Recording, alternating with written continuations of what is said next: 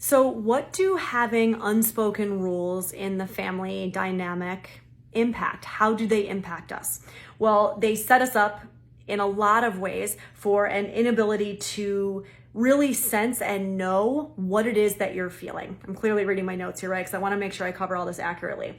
They also impact our ability to know what those needs and wants are. So not just to articulate them, but to actually follow the thread back and say, what are my needs? What are my wants in relationships?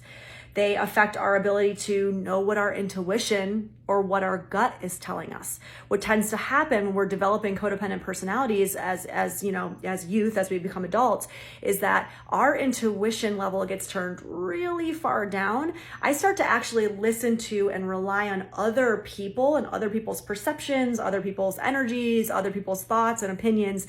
And I start to believe that that is more accurate than my own internal sense.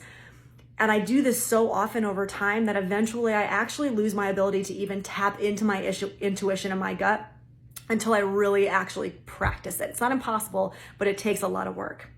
And finally, they also impact my struggle with my logical versus my emotional experience. So again, if I can't trust my intuition, or if I don't even really know what my intuition is saying, and I don't trust it, I'm going to really rely on my logical side. So for a lot of people who struggle with codependent personalities, they're very in their head. They're very black and white thinking. They're very all or nothing. They're very logical. They tend to feel really big feelings, but get overwhelmed by them really quickly. And so they pull into logic, they shut down, they compartmentalize.